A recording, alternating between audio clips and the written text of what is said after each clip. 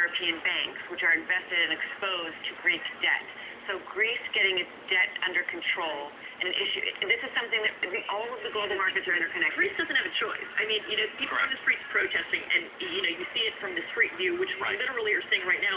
If you're struggling and you don't have money, of course you're upset. But on the wider view, on the 10,000 foot view, Greece doesn't have a choice. It's either get this in line, or you won't get money to try to continue functioning. Which is kind of why world markets are not reacting to this at the moment, because they know that the people inside Parliament at the moment don't have a choice. They've got to pass this bill by tomorrow night.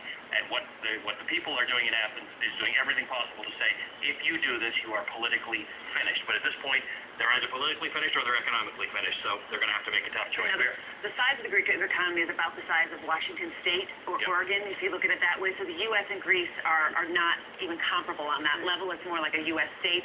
However, budget hawks look at this and say, very long term in the U.S., this is why countries have to get their debt situations under control, because it's painful and you can't force these changes on people quickly. You have to make sure that you telegraph out how people are going to tighten the belt so that you don't have strict austerity like this so quickly, because it can lead to this. All right, let's go to Diane Nagne right now, who is there. Tell us a little bit more about what we're seeing. I mean, it now looks like we see the smoke rising from perhaps tear gas as we see these protesters and police confront each other on the streets of Athens.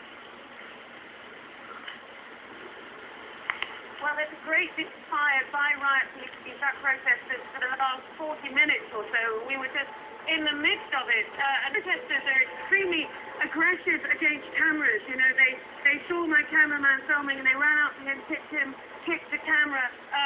And there is this huge of anger here, as you can see, at these austerity measures that the Parliament is currently debating and are pushed through, probably in a vote tomorrow, and that's why people have come out onto the streets.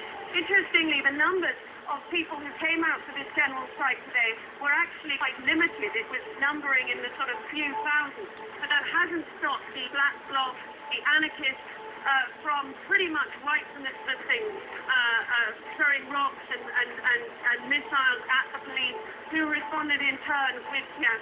And that kind of aggression is still going on around all the streets around Constitution Square, which is, of course, the square upon which the Parliament sits, where they are right now debating this very, very unpopular austerity program.